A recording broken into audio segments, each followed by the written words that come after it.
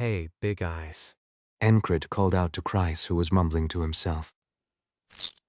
The one staring back at him blinked. What is it that is eating away at him with anxiety?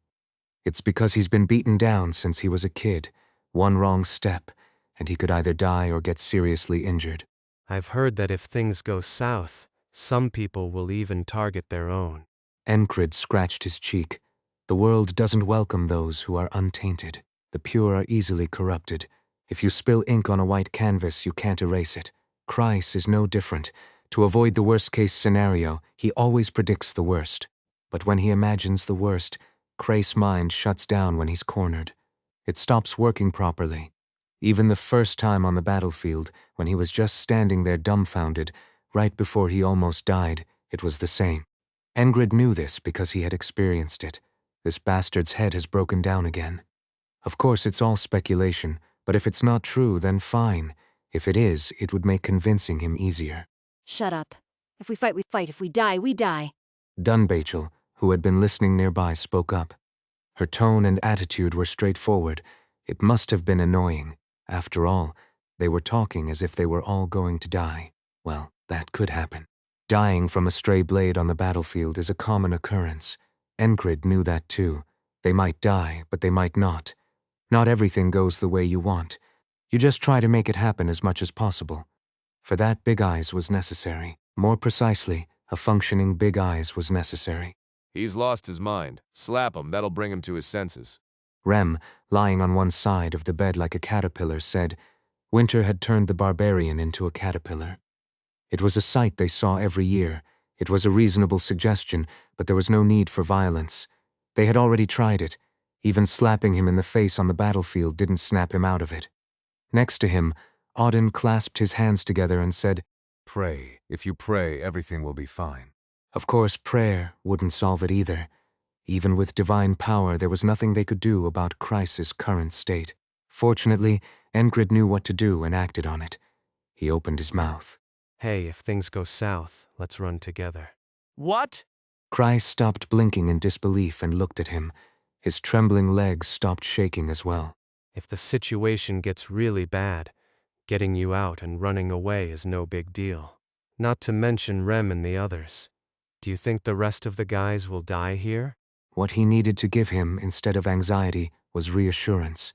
The fingers that were hesitating near his lips, debating whether to bite his nails, lowered. Kreis turned his head to the side. His gaze traveled from Rem to Ragna, Jackson, and Auden. No matter how much he thought about it, it didn't seem like they were going to die. What about Teresa? Even inside the barracks, wearing an iron mask and mumbling, "I'm Teresa the Wanderer," could that half-blood giant die so easily? Lastly, Dunbachel, well, she might die, but... Even if one of the beast folk dies, it doesn't concern you. Enkrid's words chimed in at the right moment. The mind that had been spiraling into anxiety and worst-case scenarios started to return to normal. His vision cleared, the fog that had clouded his mind lifted. His trembling legs and uncertain hands stilled. The blinking eyes began to sparkle as usual. His trembling pupils returned to their proper position and his focus sharpened. At the same time, his eyes, tinged with light brown, softened. Ah, you're right. Still, Dunbachel, hang in there. If you don't want to die, you've got to try. He said it with a smile. Should I kill you first? Dunbachel nonchalantly pulled out her claw. Rem the beast folk is bullying me! So what? Kreis was back to his usual self. Big Eyes, Kreis complained to Rem about how he could let this happen. But when the caterpillar seemed about to wriggle up, he hid behind Enkrid. Commander, aren't you going to the military meeting? Commander Graham is gonna blow his top! I have to go. Let's go together. Okay. If he left Kreis behind, he might end up with a stylish claw mark on his face. Enkrid quickly took Kreis with him and left. Among those remaining, Auden was the first to laugh softly and speak up. The company commander brothers are truly fascinating people. When had he realized that praying alone couldn't solve everything? It wasn't when he served as an inquisitor. The beginning of everything was here, on the battlefield, and in the barracks. It all started with one person. He was a man who wouldn't back down and could take care of those around him. His sword wasn't just for himself. What is a knight? What is a priest? What does it mean to be a servant of God? These sudden realizations led Auden into deep contemplation. None of the soldiers here were preoccupied with the upcoming battle or war. Someone attacks, then we'll just fight. Most of them thought in such simple terms, and so Rem, having turned into a caterpillar, quietly sank into a nap. Ragna, on the other hand, took out his sword again. It seemed like he couldn't stand not swinging it right now. It wasn't because he'd seen the commander training like a madman. He'd just watched him calm Crace down with a few words and leave. That was all, yet he felt something. Something indescribable tickled his chest. Everyone was lost in their own thoughts. Teresa suddenly felt the urge to fight boiling up inside her. I want to fight. At this moment, it didn't matter if it wasn't Enkrid. The giant's blood was guiding her to the battlefield, and the gradually changing atmosphere was stimulating every single hair on her body. Screw it. Dunbachel still looked like she wasn't thinking about anything, but somehow that seemed like a good thing right now. Jackson remained as expressionless as ever. Of course, deep down he agreed with Auden's words.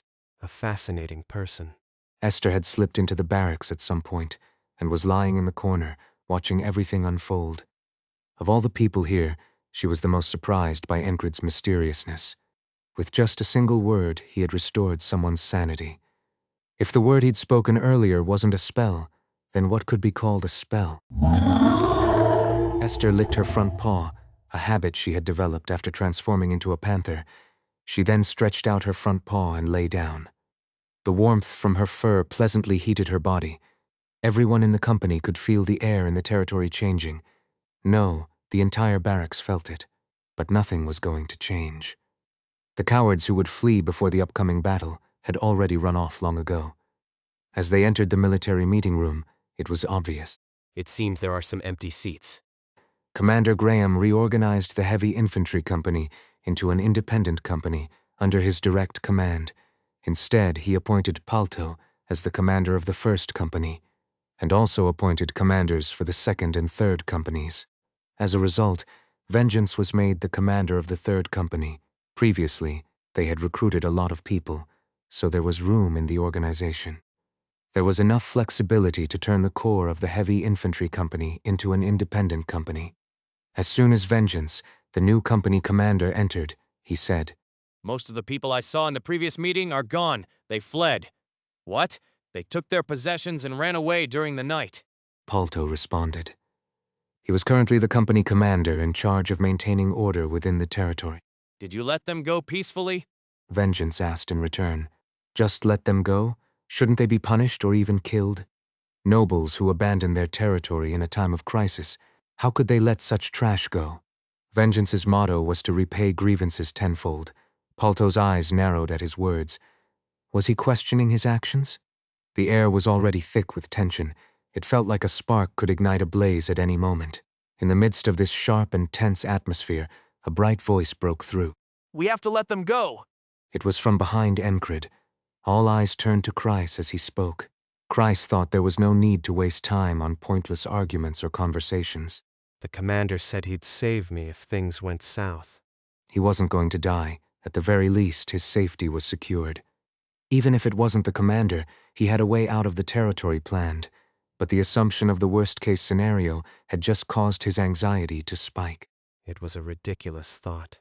Like imagining dozens of wolf beasts guarding the secret escape hole, or an assassin sent by the Black Blade bandits guarding the exit, waiting to kill him. It was all strange. But at the time, the foreboding thoughts had shaken and battered his mind. Now he was fine. Thanks to that, his mind was sharp. Do you think the three will truly join forces? What? He abruptly brought the conversation back to the core issue from the story of the fleeing nobles. Then he smoothly continued the previous discussion. Enkrid thought Chryse had a remarkable way with words. If they were a threat to internal unity, it was right to send them off early. Didn't Commander Marcus want to kick them all out? Didn't you know? Vengeance didn't know. He wasn't particularly smart. He was persistent and loyal, but not particularly sharp. That's a valid point. Graham nodded in agreement. He looked like he hadn't slept for days. There were dark circles under his eyes. He looked at Chryse. You belong to the independent company. Christ, sir. Enkrid's independent company was well known for many reasons, but most notably for its combat strength. Chryse, overshadowed by that strength, was only known to those familiar with him. Graham was aware of him too, and that was the extent of it. until just now. What did Christ say earlier? Graham's interest shifted to Christ. Christ calmly spoke. Aspen won't move immediately. The cost would be too great to break through each of the stockades and other defenses they've built up at Green Pearl. But the battalion commander stationed at Green Pearl requested immediate support, saying it's a critical danger. Naturally, Christ stepped forward to stand beside Enkrid. With Marcus gone, the situation was very, very, very, very, very bad. Christ knew he had to do his part to avoid the worst of the worst. That's what this meeting was for. At the very least, he needed to understand what the military leadership was thinking. Although, it seemed like they weren't thinking at all. At the very least, they weren't thinking strategically. In reality, Graham had done his best. He had gathered the troops, worked to maintain morale by quelling rumors, increased patrols, and utilized scouts. If any soldier in charge of maintaining order within the territory spread unnecessary rumors or spoke out of turn, they were immediately beaten with a club. Not only was security being enforced, but makeshift squads were also observing the surroundings. Beyond that, their job was to wait. The battalion commander stationed at Green Pearl is only saying that because Aspen is right in front of him. But the more urgent issue is over here. And, well, I don't think those three are all that friendly with each other. Before anyone realized it, the discussion had shifted to focus on what Christ was saying. Enkrid pulled up a chair and sat down. It was next to Vengeance.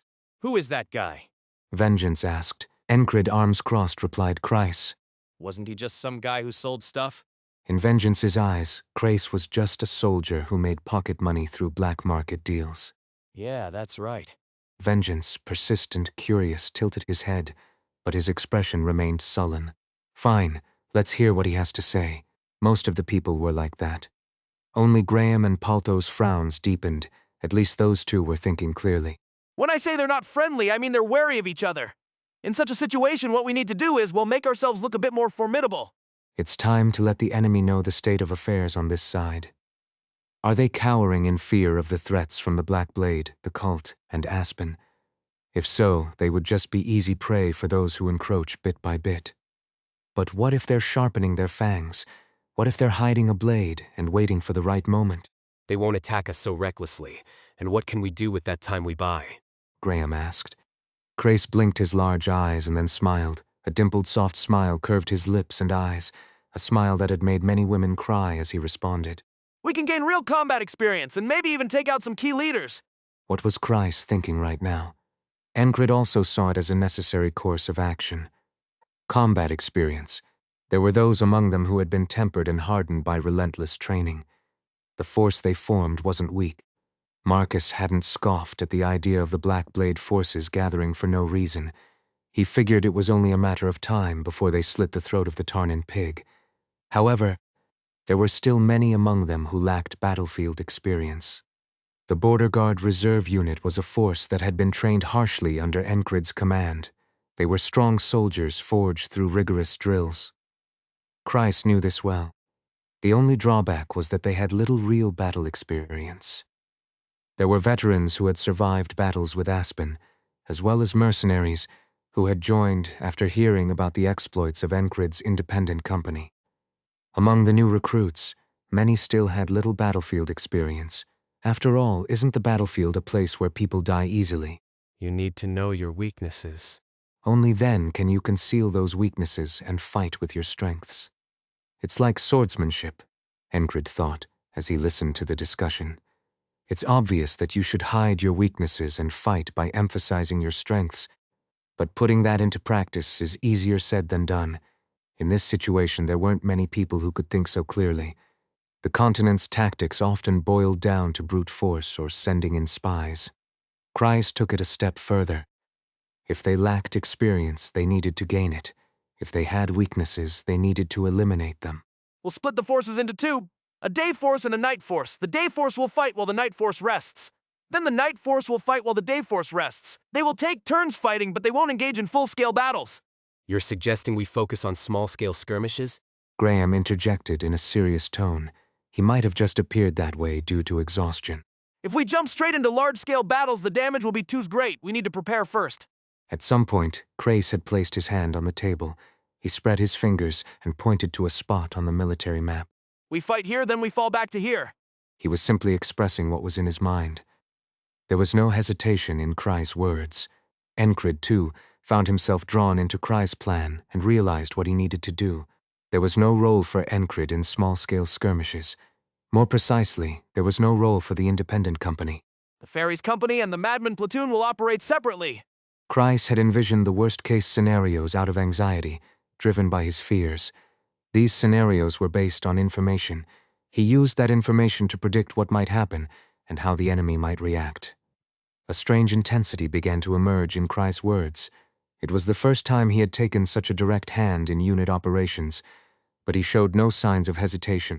One more thing, there's something my commander needs to do. Kreis said, turning to Enkrid. Enkrid nodded. Whether it was wielding a sword or going out alone to slay dozens of beasts, he was ready to do whatever was necessary. Everyone is assembled. All the troops, except for those on patrol Zodi, had gathered. Enkrid stood on a platform set up on one side of the training ground, looking at the assembled soldiers with a calm expression. Will this really work? Doubts arose. Half of him thought it might be a pointless exercise. Suddenly giving a speech out of the blue, it was Kreis's request. As the strategy meeting was coming to an end, Kreis had asked, "What is needed for a group on the brink for a crowd facing danger?" He asked the question, and then answered it himself. "It's simple. Right now our domain needs a rallying point."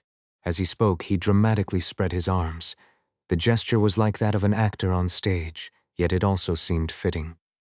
It was a gesture that drew everyone's attention. Following Kreis's explanation, Enkrid's gaze shifted to one side. It was the head of the conference room table.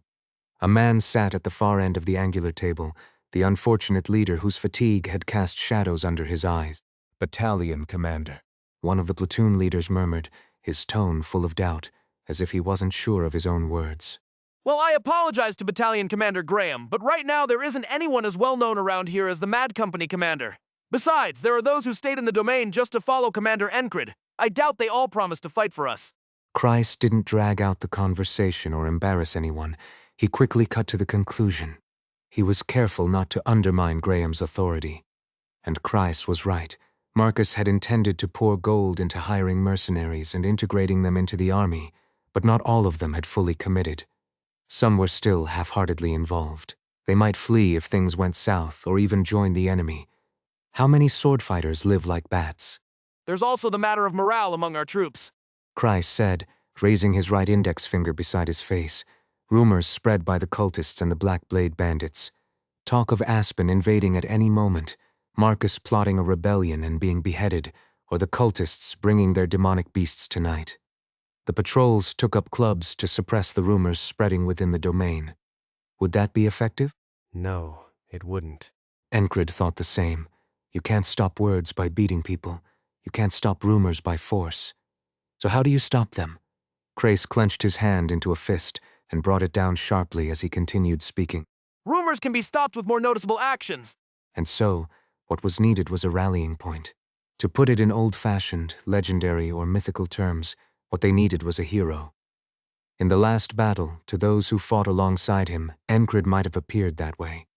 A man who had once been floundering beside them was now an independent company commander, a symbol of strength. It was like a scene from a heroic epic.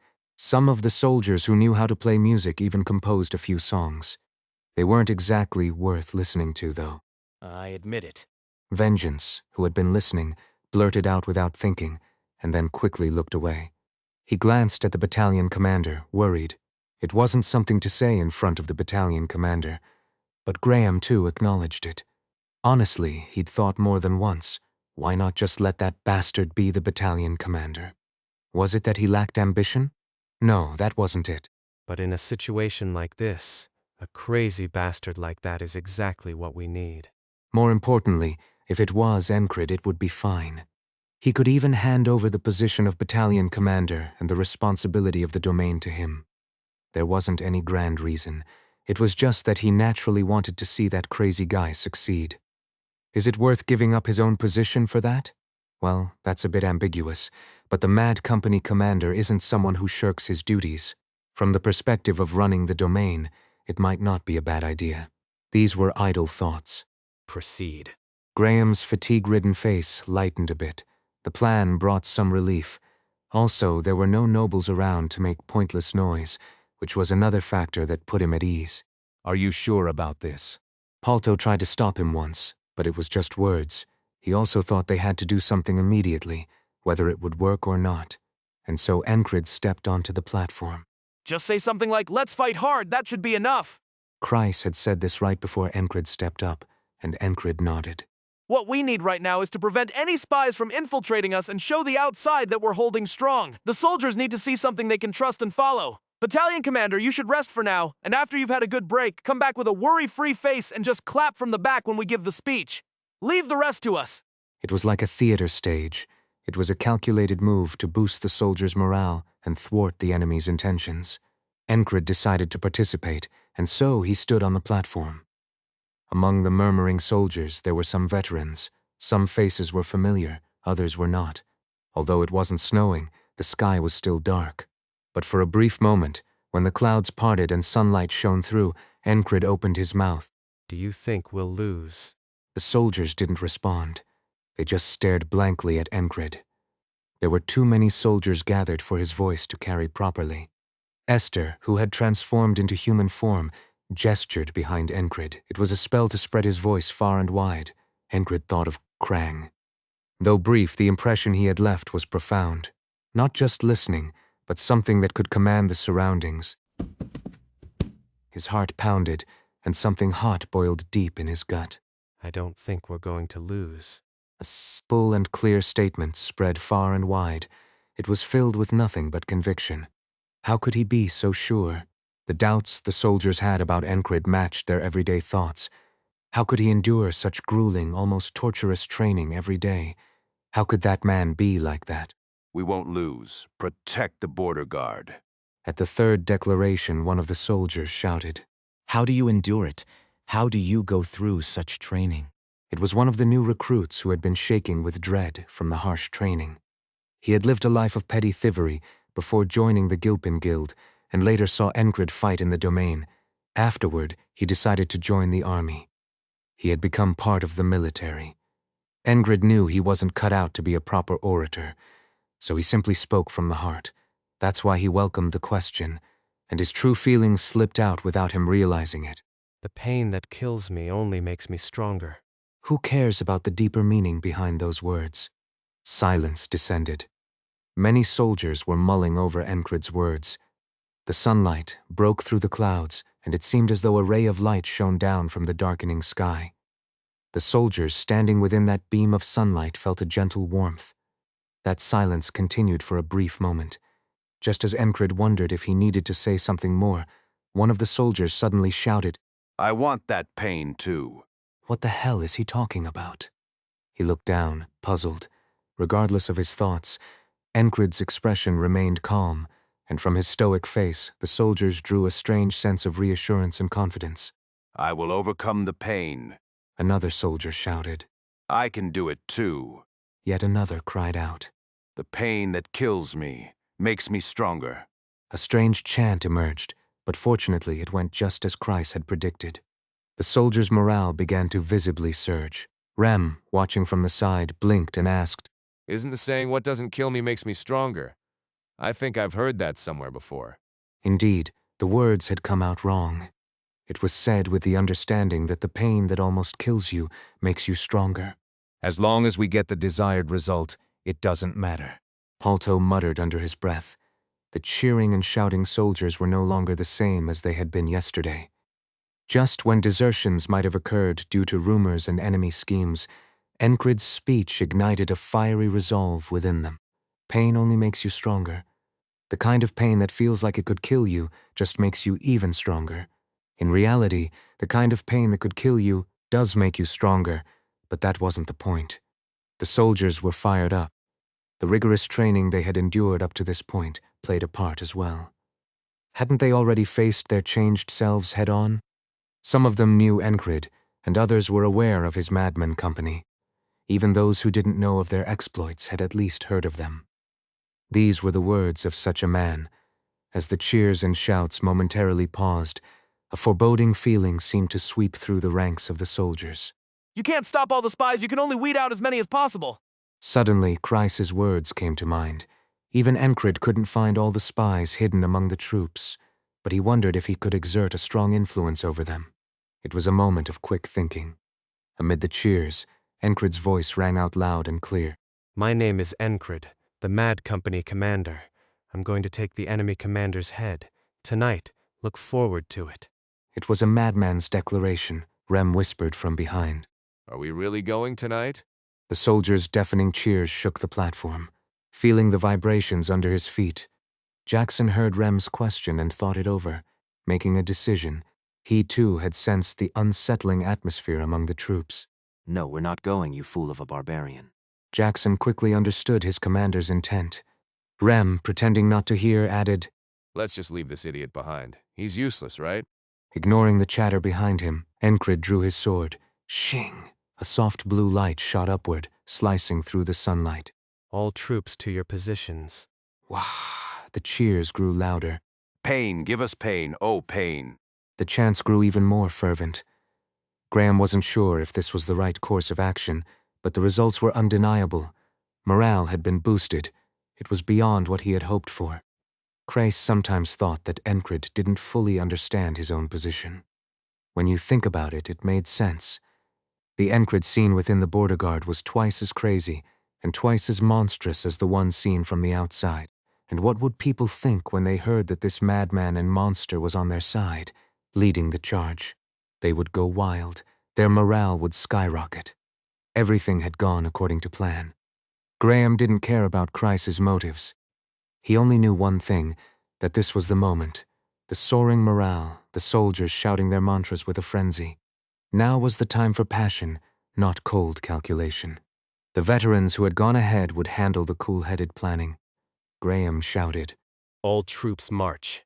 No sooner had he given the command than the units started moving in perfect order across the training ground. The operation, both day and night, had begun. Gilpin glanced warily at Frog's face, his guard fully up. If things went wrong, wouldn't he be the one who'd end up beaten to death? It's fine, the deal's done, you're part of the guild now. Whatever he had done, Chryse, the real guild leader, had accepted Frog as a member. It didn't feel right. Wasn't this the same Frog who had come to the guild house twice and turned it upside down? But orders were orders. Gilpin was dutiful. Had following Chryse's instructions ever done him any harm? No, it hadn't. When he was told to dig a tunnel, he dug it. When he was told to accept Frog, he accepted him. He followed Chryse's orders to the letter. This way. On the other hand, Frog Maelrun showed no sign of caution. I'm hungry, right here. Maelrun, fresh out of prison, drank worm stew while staring at a man with a shaved head. As he crunched down on a grub, he suddenly felt happy. Sure, he ate fruit and human food, but nothing beat worm stew. It was packed with both nutrition and flavor. After 3 days of feasting and resting, Gilpin cautiously approached Maelrun. Could you keep an eye on the people coming and going? Sure. Maelrun stood up without hesitation. He quite liked the terms Chryse had offered him. Most of all, he appreciated that Chryse didn't force any kind of binding oath. That bastard Frumshell insisted on an oath right from the start. He had taken advantage of Frog's weaknesses. Chryse was different. Eat what you want, do what you want, just do it within the domain. Why should I? What is it that you want to do? I want to make sure you can do it to your heart's content. Maelrun didn't answer right away. Frog was a species driven by desire. Chryse was smart and exceptionally perceptive. He could sense Maelrun's wariness. Why should I tell you that?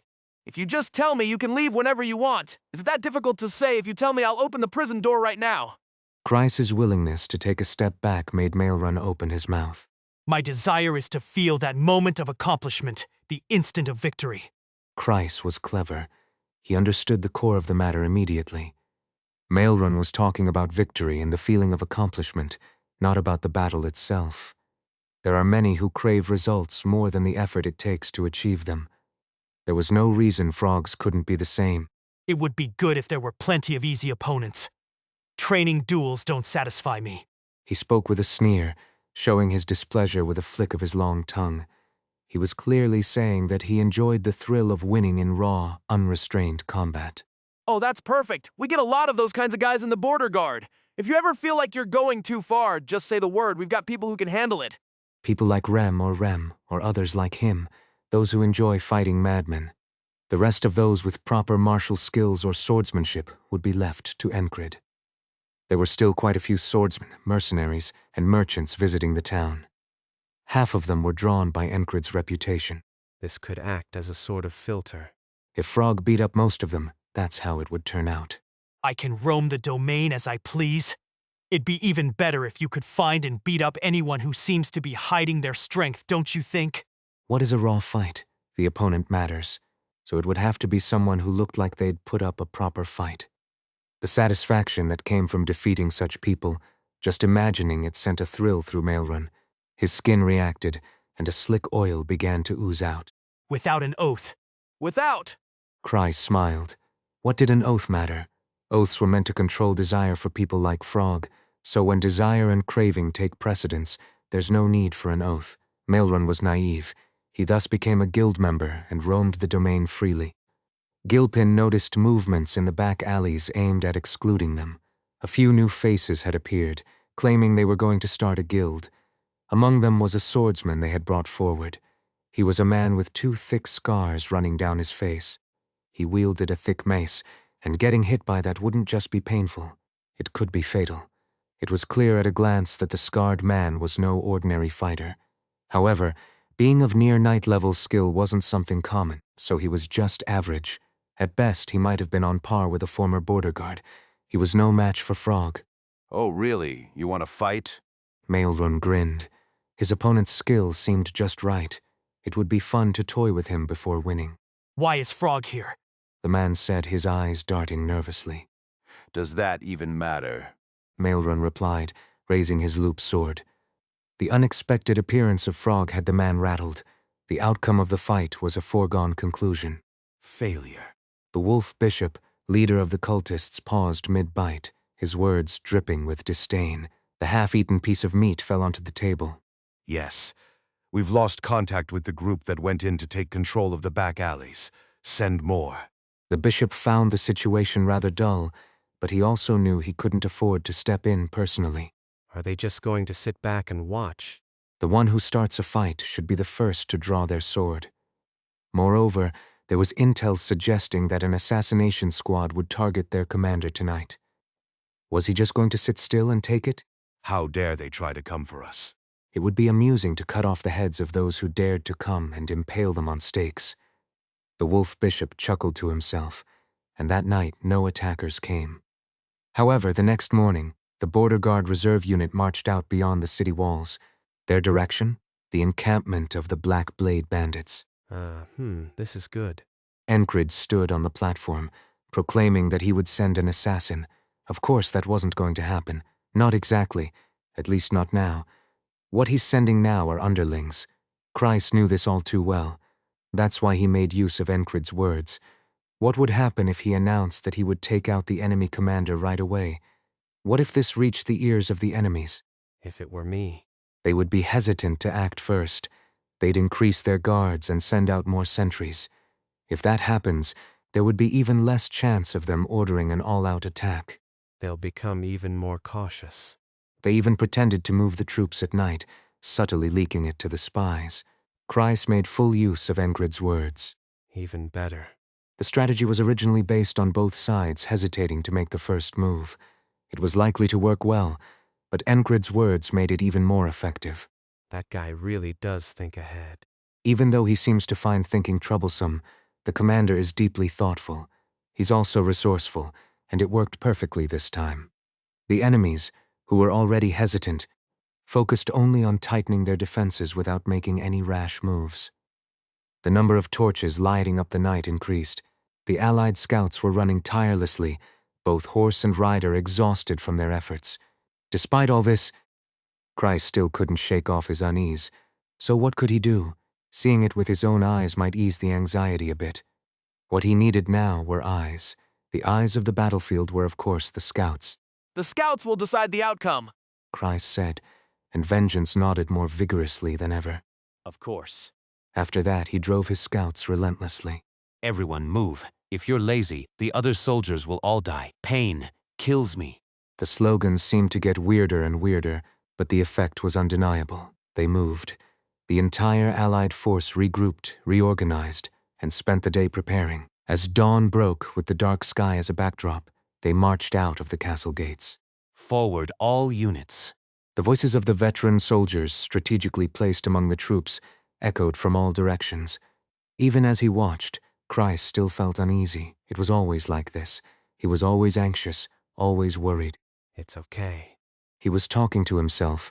If things went south, he could always run. That small comfort anchored him, allowing his mind to function properly. A ship with its anchor down wouldn't be easily swept away by the waves. To the west of the border guard, over the barren land that couldn't be used for farming, the troops marched. A little further south, on a small hill, Kreis watched the battlefield, flanked by the 2 squads guarding him. What would happen? Would things go as planned? Or would something unexpected occur? Or perhaps the enemy would read his intentions and counterattack. If they launch a full-scale attack from both sides, squeezing us. That would be the worst-case scenario. There's no way to stop that. Even if there were 10 Enkrids, some things just couldn't be done. I'm bored, Big Eyes. Rem, who had come as a guard, grumbled. With an axe slung over one shoulder, his eyes glinted with a hint of bloodlust. His attitude and gaze made it clear that he wanted to jump into battle right away. Kreis, however, was not his usual self. He didn't care and simply said, Wait, there will be so much fighting that you'll wish you didn't have to. For now, he was too busy thinking. The enemy's intentions, the enemy commander's thoughts, their personalities, their tendencies and decision-making. He was cramming all of it into his mind, processing it. It might have been considered a sharp response, but Rem uncharacteristically kept his mouth shut. Even he could see that Kreis was different from usual. This guy is actually useful after all. Rem may look like a fool on the outside, but he knows how to use his head. However, he just sees everything in his own way and fits it all together. Kreis didn't even realize that Rem was behaving so quietly. His mind was still racing furiously. In any case, the key lies with the elite few. How these few are utilized will determine the outcome of the battle. Amid the anxiety and unease, Kreis felt a strange thrill. If things go according to plan. They might be able to hold out. Well, he didn't consider variables. The small variables were something the troops on the ground would have to handle. Kreis's mind naturally started to map out the next steps. What would they need to do to win more easily? What would they need? What if we unified the military branches and standardized the equipment? His thoughts continued as he envisioned the future. Standardized equipment, reorganizing the troops based on that, and using the same tactics across the board. Soldiers who move like extensions of their commanders, a unified, well-trained army created through rigorous training. He had heard that the Imperial Army fought like that. So why wouldn't it be possible for the Border Guard Reserve Unit? The elite few, those exceptional individuals, would be kept separate, but the rest of the forces should be given uniform strength, unity among the troops. With unified branches and equipment. Even soldiers who might lose in a duel will win in battles above the company level. While the combat prowess of a few elites is important, large-scale battles are just as crucial. To win in large-scale battles, uniformity is key. You might lose in a 1-on-1 or 10-on-10 fight, but if you win in a 100-on-100 battle, that's what counts. As he watched the Allied forces gather, Kreis came to a new realization, naming the soldiers, swordsmen, spearmen, shield-bearers. Kreis quietly organized his thoughts. He figured that these ideas might come in handy later, either for use or sale. Viscount Tarnan felt a sudden surge of fear as the Border Guard Reserve Unit emerged. Pain is joy. They clearly outnumbered his forces and appeared to be better equipped. Don't be afraid. That's exactly what they want. Lekano said, a warrior from the Black Blade Bandits. A weapon handle jutted sharply over his shoulder, and a flail was slung diagonally across his back. The flail's head, protruding from beside his hip, was a round, spiked ball, covered in sharp needles. It was a weapon that looked heavy just by sight. Lekano's forearms were as thick as most women's thighs, and he wore gloves reinforced with metal pieces attached to the leather. He looked like someone who could crush a human skull with ease. In fact, he could do most of the things Tarnan was imagining. Like smashing a skull with his bare hands. In other words, he was a recognized powerhouse within the Black Blade Bandits. No one but the leader could give him orders. Damn it. What are those cultists doing? They're probably just being cautious, as usual. Lycanos was a great fighter and an outstanding warrior, but he wasn't very smart. Tarnin was even less so. One of the nobles, who had been nervously watching, spoke up quietly. Rumor has it that things aren't going well within the border guard. There's a line of people ready to run at any moment. This noble had fled his own lands. Tarnin frowned at the words. If their ranks were truly so rotten and broken, then what were they showing now? Pain is pain. I want to get hurt. Hurt me. Are they just a bunch of lunatics? Did they all take some sort of drugs together? The military wasn't even properly under control when I left. The noble trailed off, his words fading. Lycanos wanted to crush the man's skull right then and there, but he held back. It wasn't his concern anyway. Just respond appropriately. Would the cultists react if they launched an all-out attack now? And what about Aspen beyond the territory? It didn't seem likely. They were all filthy scoundrels. If their forces were diminished here, there might be no next time. He couldn't afford to be stabbed in the back by those cultist scum. Damn it. We'll just smash the ones that come at us. He thought it was a reasonable response. One of Viscount Tarnin's subordinates bit his lip.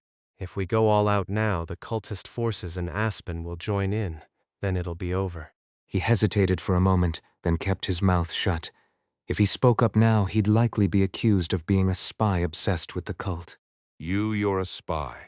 Right at that moment, Tarnin, the piggish Viscount, slapped the noble who had come over from the border guard. His thick palm met the cheek of the relatively thin man with a crisp harmony. Ouch, no. It's not true, it's really not true. The morale of the army was in shambles when I left.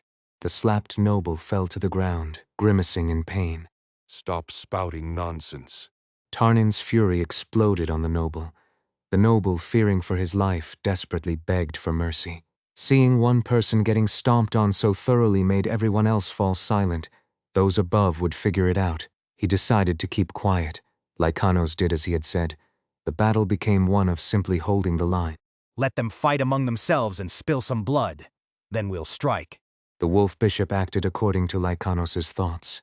There's no need for the blood of our followers to be spilled first. The cult's forces stayed hidden. The assassination unit might not have shown up yesterday, but who's to say they wouldn't come today? A messenger from the Black Blade bandits came with demands to help immediately, but it was all nonsense.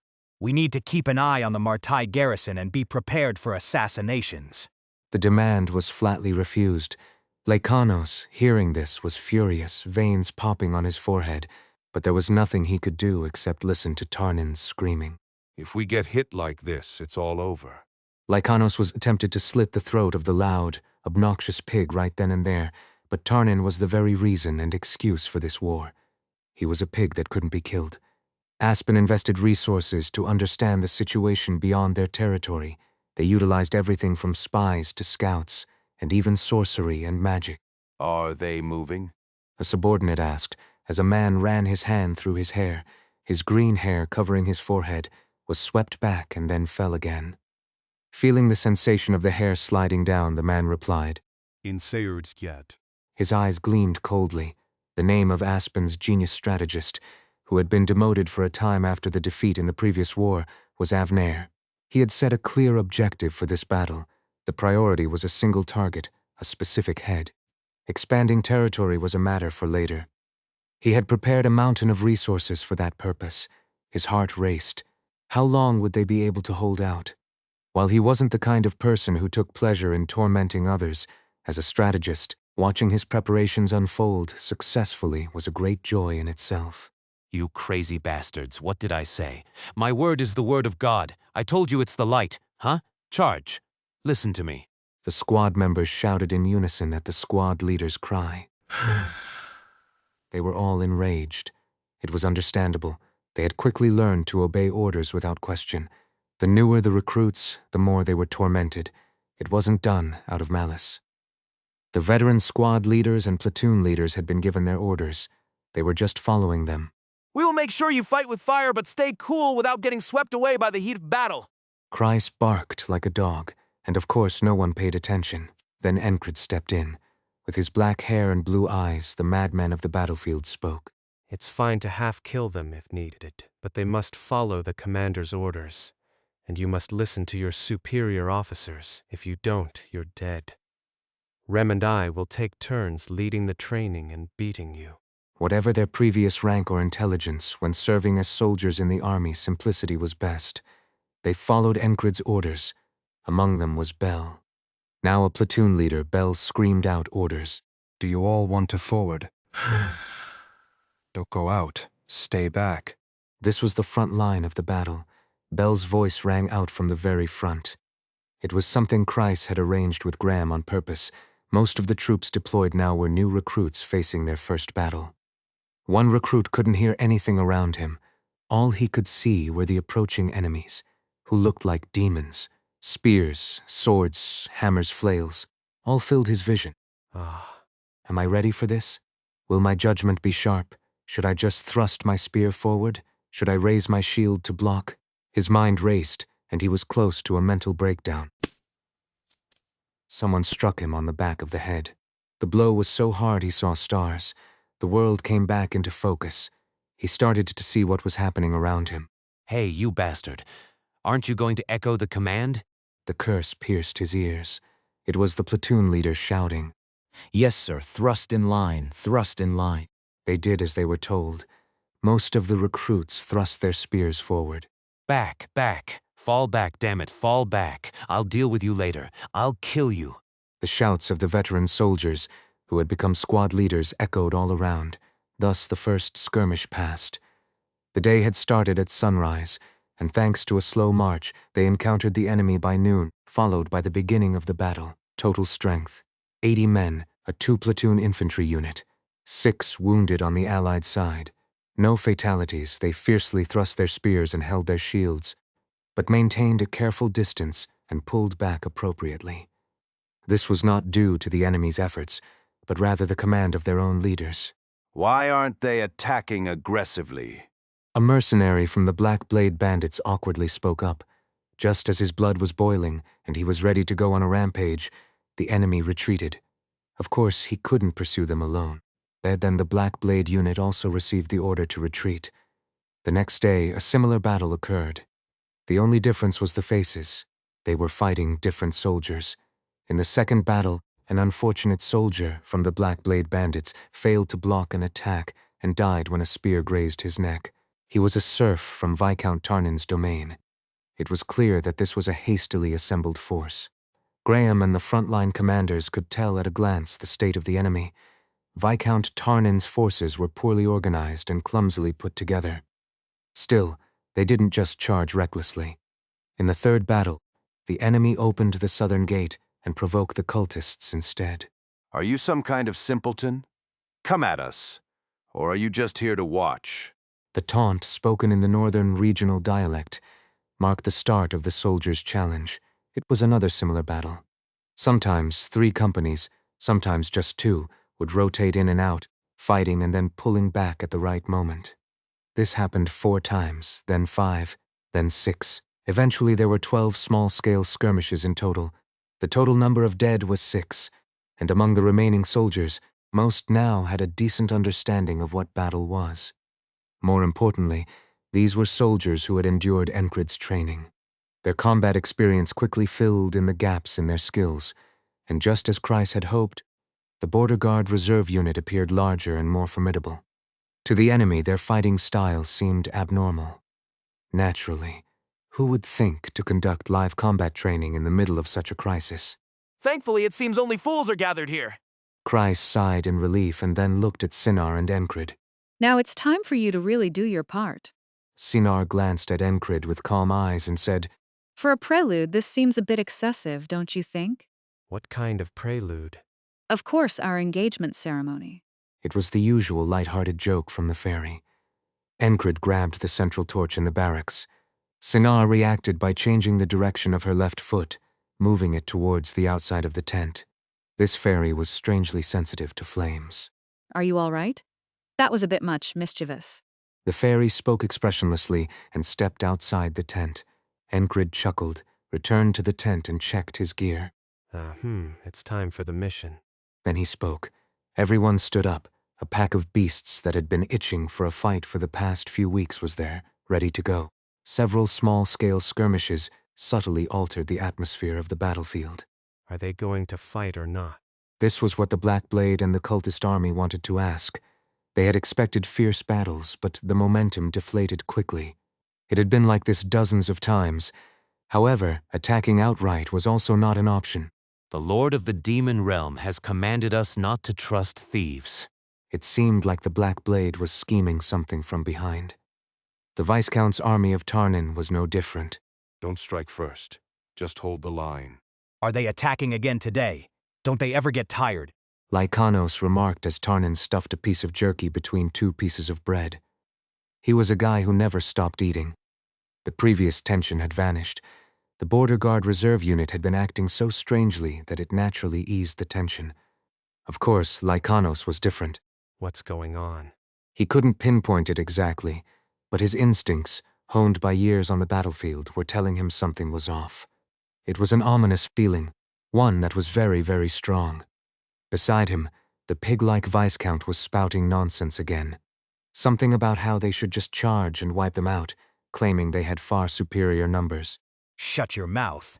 Lycanos was not the kind of fool to ignore his instincts. The Viscount squawked something in response, but Lycanos ignored him. Prepare for defense. Lycanos had to stick with the same strategy. He had no choice. Neither the cultists nor the Aspen troops could be trusted. Get backstabbed? That would tarnish the name of the Black Blade Bandits. The group he belonged to was destined to become the continent's greatest band of thieves. Such a group couldn't afford to get involved in something that was obviously a trap. So, as the clouds parted, revealing a clear sunny day in the middle of winter, a new day on the battlefield began. The pain that kills me is right before me. Kill the pain. Bell thought that the slogans were getting weirder, but before he knew it, he was contributing to the oddity. But I will keep moving forward. The slogans had become more bizarre, but that wasn't the only thing that had changed. The soldiers' movements had changed. There was no longer any need to mix in half orders, half insults, as before. It was natural. These soldiers had already been trained. They were the ones who had been tormented and beaten by the Madman platoon. Those who hadn't even undergone basic training weren't included in the unit. This was also Kreis's idea. Especially since we're already short on troops. Bell thought it was a refreshing load of nonsense.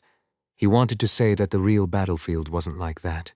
Of course, in the end, he didn't say a word. Do it like that! Enkrid was behind it, and Graham had approved. The point is this. If they lack experience, make them gain it. If they have weaknesses, eliminate them. That's what this is for. If untrained soldiers are mixed in, the entire force is weakened. So they gather only those who have been toughened through training.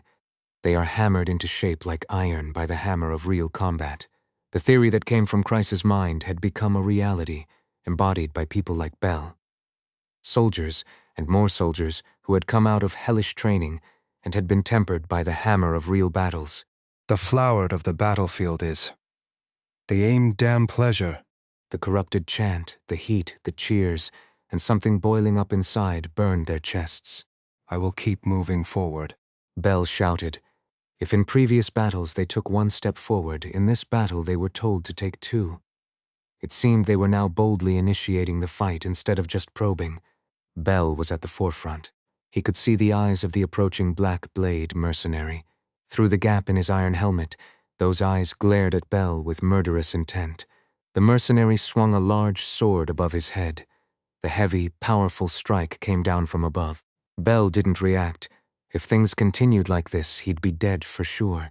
Instead of blocking, Bell planted his left foot on the ground, twisted his waist back, and put all his strength into his arms. His muscles bulged as he focused and applied more force. He thrust his spear forward.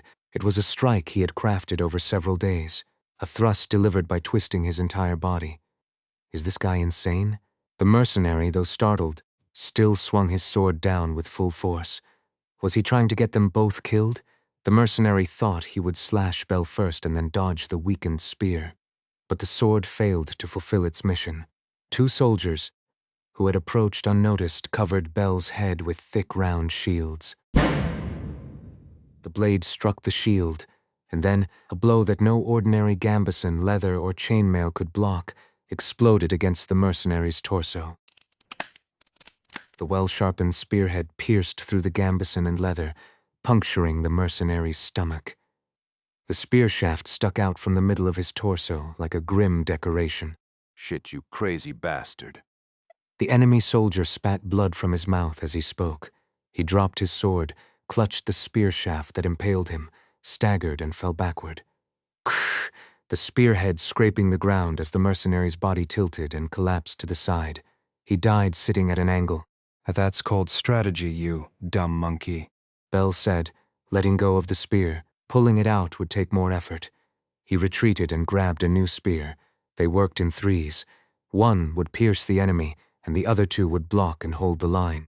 A spearman is paired with 2 soldiers who can handle shields. This was an improvised tactic at the squad level, or below. Just because it was improvised didn't mean it couldn't be executed. The bulk of the training they had endured, sweating blood and grinding their bodies like golems, was aimed at enhancing individual physical abilities. It wasn't a complicated tactic. In the first large-scale battle they had adapted to after more than 10 days, the Border Guard Reserve Unit and the Viscount's army of Tarnin effectively pushed the enemy back. Assume, lash them, smash them with shields, bash them with maces. Archers, are you just going to watch? It was a battle that had been fought infantry against infantry until now. The enemy was the first to deploy archers. Damn it, kill them. And that was what the Vengeance archers had been waiting for. A platoon of swift and sharp-eyed soldiers quickly knocked arrows and released their angry volleys. Thud, thud, thud, thud. 50 longbows unleashed. A rain of arrows poured down on the enemy's flanks. Fall back, I said. Bell suddenly stopped fighting and shouted. The Border Guard Reserve Unit quickly retreated. If someone had been watching this, they would have been truly impressed. The number of troops on both sides wasn't significantly different. The reserve unit barely numbered over 1,000. The Viscount's army of Tarnin had grown to over 2,500. Troops had gathered from somewhere, crowding together. Of course, not the entire army was engaged in the fight. Both sides had deployed only an appropriate number of troops. The Border Guard Reserve Unit committed about 250 soldiers, while the opposing Viscount's army deployed nearly 400. There was a numerical difference, and the Viscount's army of Tarnin also had several exceptional mercenaries in their ranks. The soldiers fought with the determination of men prepared to die, as the enforcers held swords menacingly behind them. Even so, the outcome was clear. A trained army will defeat individuals. On the hill, Kreis murmured to himself. Finn, who was tasked with guarding him, replied. What nonsense is that? It wasn't something she understood. It's just how it is. If only I were assigned to the commander. What's the point of being a guard? Finn grumbled. At the same time, Enkrid was also carrying out his task. This way. As Jackson spoke while trudging along, Enkrid opened his mouth. Ragna, why are you calling me? It was good to have him here. Having Ragna meant everything was in place. Teresa, who had her face covered by a helmet, caught his eye. Is she okay? She was told she could back out, but she refused. I am Teresa the Wanderer, and my sword and shield go where they must. Jackson led the madman platoon without bothering to conceal themselves. There was no need to. With a large-scale battle taking place, everyone's attention was focused on that. As they advanced, they killed every scout they encountered. Without eyes to see, there would be no tongues to report. While the Black Blade Bandits and the reserve unit were engaged in a bloody fight, Enkrid's platoon reached the area where the cultist troops were stationed. I thought I'd die of boredom, Rem said, his eyes glinting. It was as if he had some kind of condition where he grew restless if he didn't behead someone every 3 days. Let's go, Enkrid said as he approached the roughly constructed wooden barricade. As they moved closer, a growling sound was heard. A foul stench hit their noses. Their gazes turned. They saw yellow eyes, a wolf beast standing on 4 legs and baring its fangs. The moment they made eye contact, the beast growled and charged, kicking off the ground with a thud. The wolf, moving like a streak, bared its fangs as it lunged from the front. It appeared from the left, where Dunbachel was positioned. As the wolf beast hit the ground, there was a sharp metallic sound, ting, from the clash. The wolf beast had encountered a silver line in the air. Of course, it was Dunbachel's doing. The scimitar she had drawn from her waist traced a crescent arc. The silver blade sliced diagonally from the beast's right shoulder to the underside of its left leg. With a splattering sound, blood and entrails poured onto the ground as the beast's body, now split in two, twitched and collapsed. Blood splattered everywhere. Kill them cleanly. Rem commented as he watched. Dunbachel flicked the scimitar in the air, causing blood to splatter onto the ground. Then she spoke. This is clean enough. You don't know anything. Rem scoffed. No sooner had Rem finished speaking than more yellow eyes appeared all around them. It wasn't nighttime, it was broad daylight when they had swept through the scouts and charged in all at once.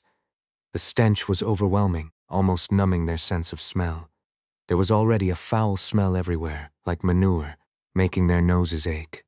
The cultist army hadn't anticipated the Madman platoon's movements. This was a strike that no one had expected.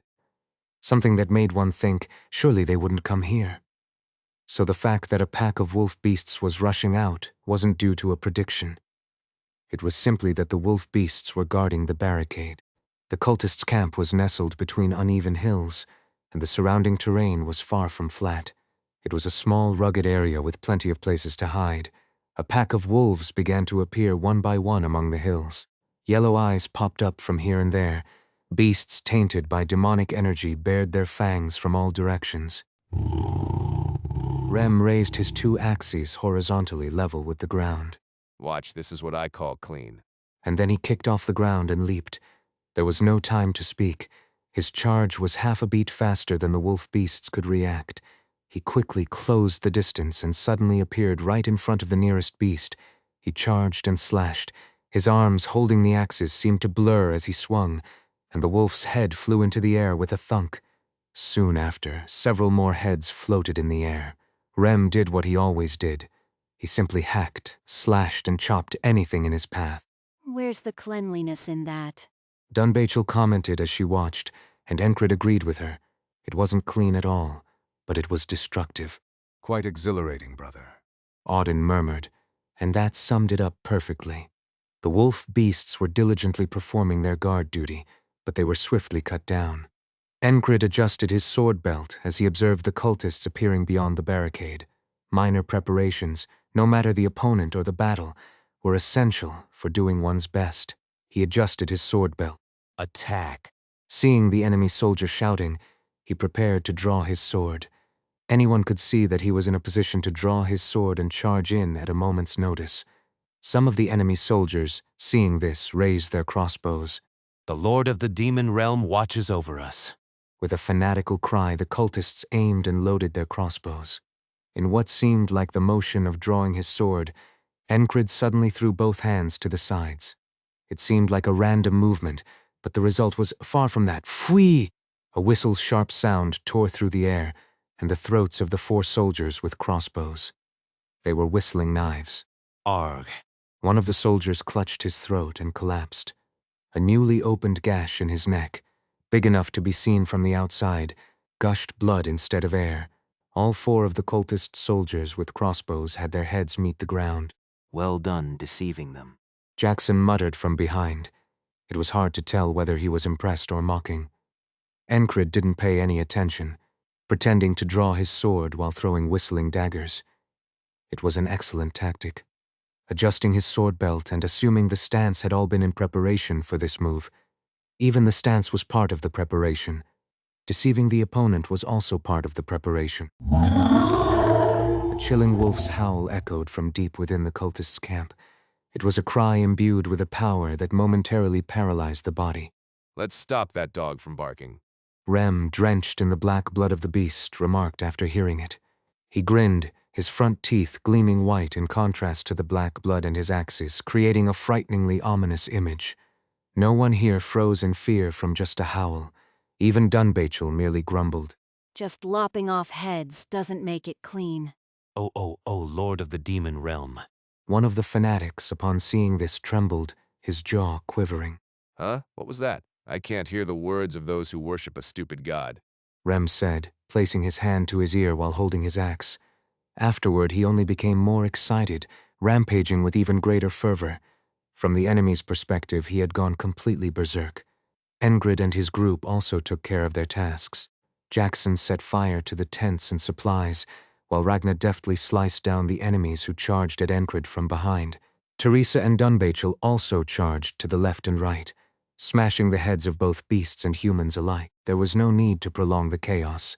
After confirming the rising black smoke, Enkrid gave the signal. He threw the whistling dagger into the sky. Fwee!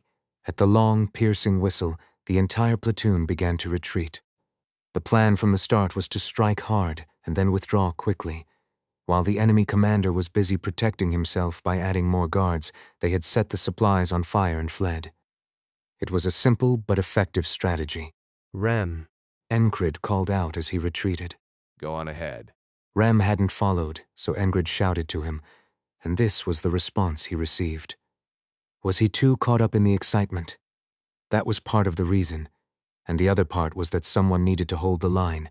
4 more beasts, each twice as large as the others, were already charging at them. Someone had to either cut them down or hold them off.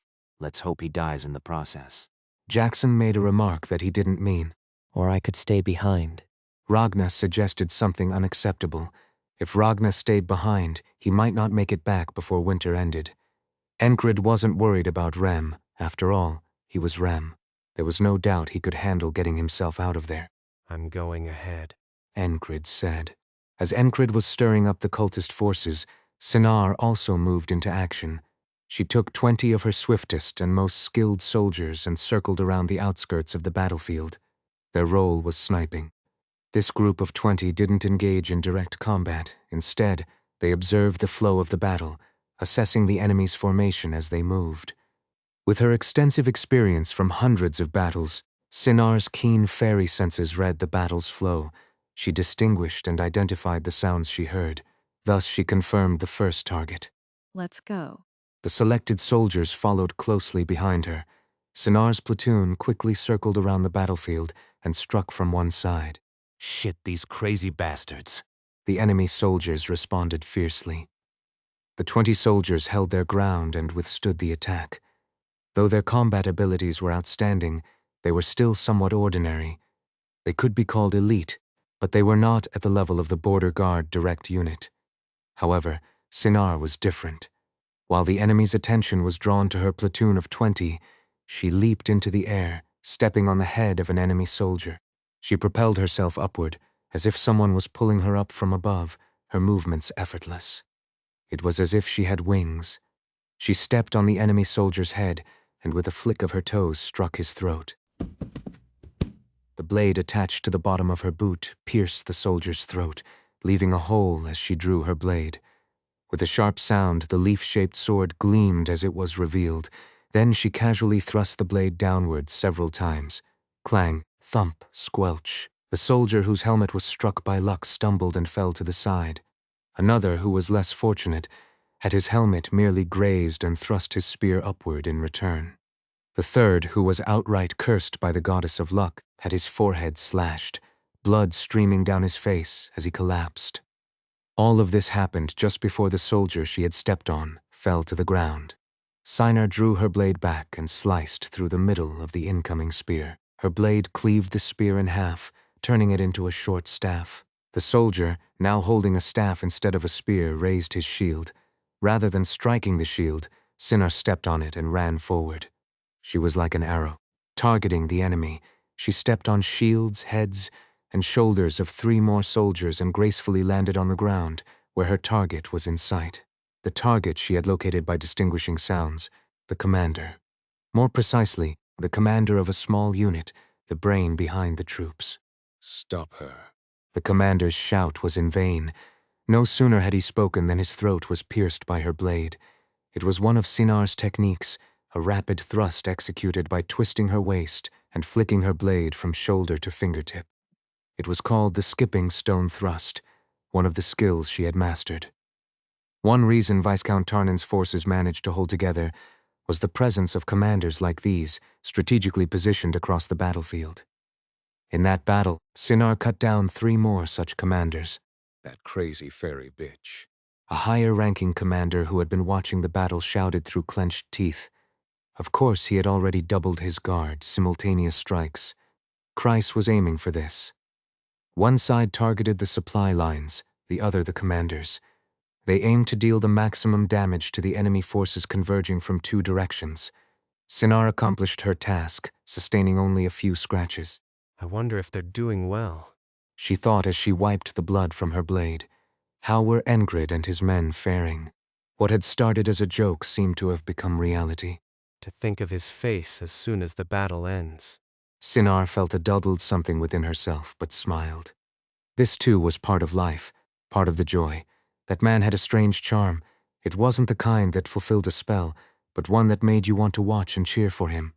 So it was natural he kept coming to mind. We're retreating. As she headed back after completing her mission, with the noonday sun shining on the ground, the fairy thought about the man. It wasn't just a feeling between a man and a woman. It was more akin to an anticipation of what a person could achieve. How far will he go? The fairy asked herself in her heart. Naturally, there was no answer. Relaxation.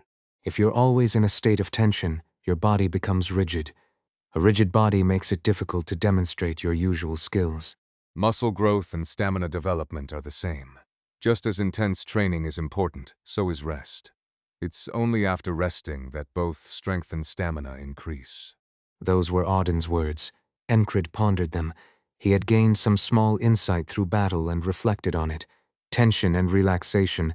What if you could find moments to loosen your body even during combat? He had noticed it when watching Ragna and when observing Jackson as well.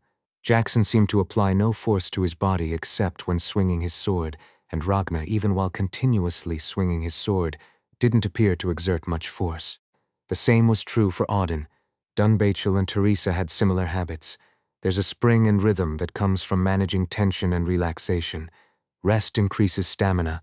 Rest improves strength as well. Couldn't the same apply to swordsmanship?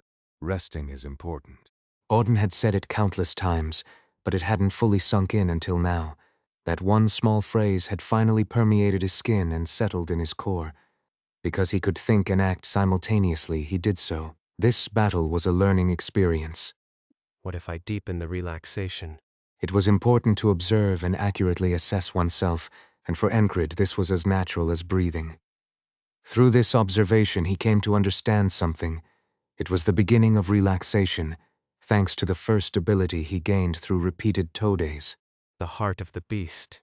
Courage allowed him to appropriately relax his muscles and breathing even when blades were flashing and quarrels aimed for his head. It was also a way to fight for a long time. To face many with few, one had to manage their stamina.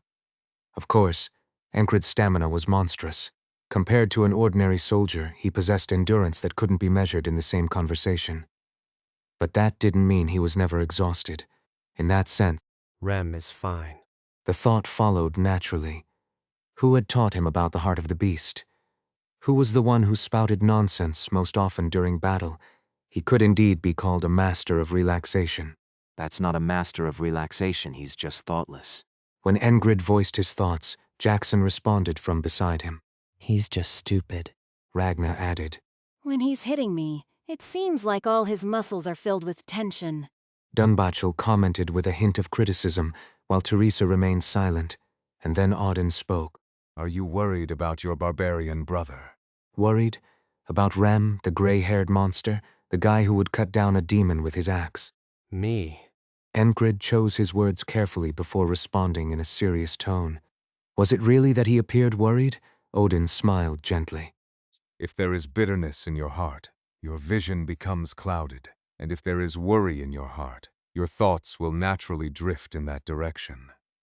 Therefore, focus solely on the Lord and rid yourself of bitterness. Praise and honor the Lord, and in doing so, find peace in your heart. Auden recited a verse from the sacred text. Beside him, Teresa softly echoed Auden's last words, find peace. Though her face was hidden behind a mask, it seemed she was deep in thought. Perhaps it was the awkwardness of facing the cultists again, after all. Wasn't she originally from that side? Word had it that she was born and raised there. It was understandable if her mind was troubled.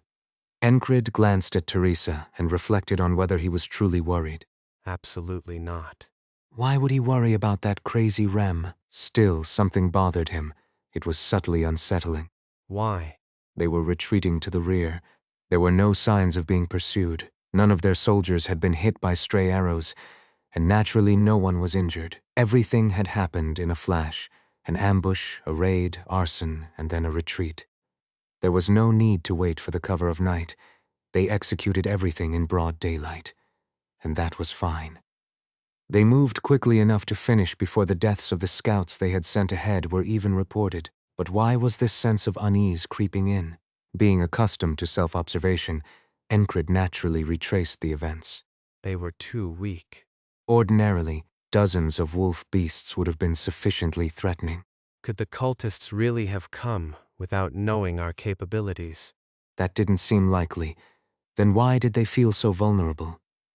Enkrid recalled a time when Marcus had successfully concealed himself and his company. Appearing weak suggests something is being hidden. This meant that the cultists hadn't revealed their full strength. In other words, the Black Blade Bandits have something hidden too.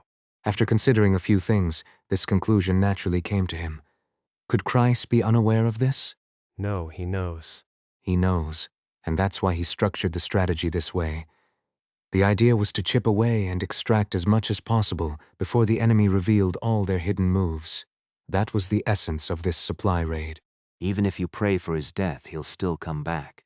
At the mention of worry, Jackson added. His eyes were indifferent. Looking into those red eyes, Enkrid nodded. I know. There was no need to worry.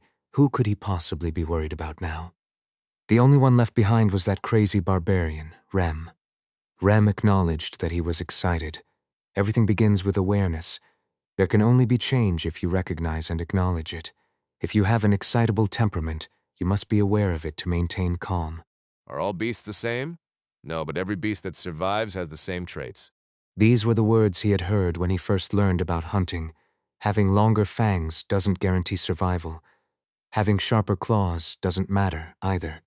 Whether it's a lion running across the plains or a tiger ruling the mountains, the reason they survive is because they know something. And if there's something to know, it must start with knowing oneself. You start by recognizing the length of your claws, the strength in your legs, and your stamina. That's the beginning. In that regard, the captain is quite unique. Even though he was aware of his abilities and clearly understood what he could do, his body didn't always follow suit, or rather it hadn't. But that was no longer the case. His skills had grown to a threatening level. Watching this unfold felt, at times, like a stroke of luck. Knowledge, change, the blood that surged after staying still for a few days. It was a combination of reasons. Rem felt a rush of excitement. He assessed the situation, recognized himself, and didn't bother to hide it. You stupid, dumb-headed bastards. The three wolf beasts that charged at him were different from before.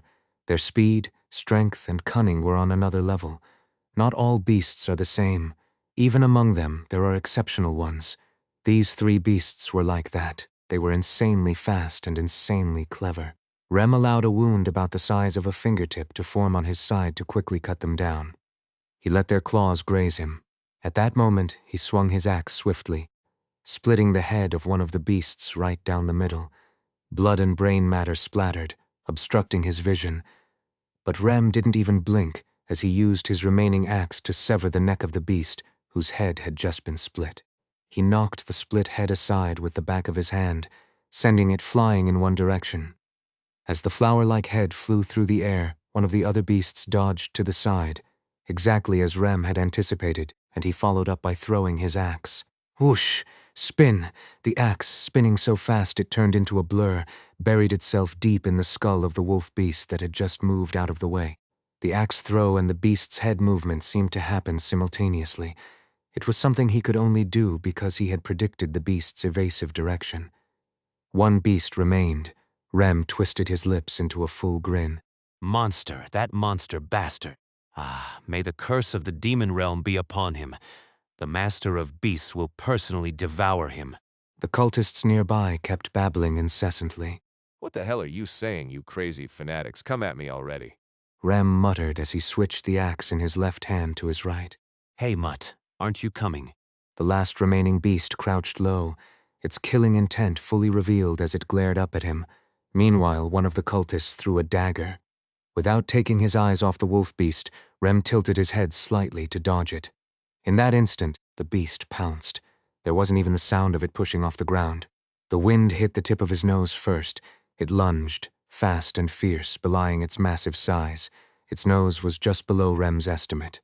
As he watched the wolf beast charge, Rem swung his axe twice as fast as he had before. Few of those watching could properly track Rem's movement. Without even a blink, his vanished right arm and axe moved from the upper right to the lower left. He had deliberately swung lightly before to lull these bastards into a false sense of security, but this time he swung with full force. The beast couldn't react. Its neck was half severed as it charged forward, spewing blood. However, its momentum carried it forward, crashing into Rem. Rem swung his axe and sidestepped, shoving the wolf beast's body away. With a heavy thud, the beast's corpse crashed down, silencing the cultists. With the same unchanging smile, Rem spoke to them. See you again. It was a simple farewell, but to the cultists, it sounded terrifying. See that thing again? That monster? Rem swiftly withdrew, retrieving the axe he had thrown as he ran. Let's see. His side was a bit gouged, and maybe a rib was cracked. Rem calmly assessed his condition. It wasn't a serious injury. Considering he had just cut down 3 monstrous beasts that would be considered demons wherever they appeared, it was relatively minor. Some of the cultists attempted to chase him, but it was merely a half-hearted effort. Want to take another hit from the axe? Wasn't it such a chilling thing to say as he looked back at them? Rem was eager to find Enkrid and share the story of how he had taken down those 3 beasts that would be treated like demons. He'll be so surprised he might ask me to teach him something else. As these random thoughts crossed his mind, Rem's body suddenly shifted to the side. He planted his right foot firmly on the ground, exerted force with his big toe, halted his forward momentum, and pivoted sideways. It was an impossible move for a normal human, displaying incredible leg strength and balance. He had been running straight, but suddenly moved at a right angle. A spear as long as a forearm embedded itself in the ground where Rem had just been running. The spear sank deep into the ground, vibrating as it stuck halfway into the shaft. It would take considerable strength to pull it out. Rem recognized the shape of the spear. It was familiar, though not anymore, but once in the past it had been. It was a throwing spear favored by the Western tribes. So I'm running into my own kind here. A voice followed. It wasn't in the language of the Empire, but in the tongue of the West.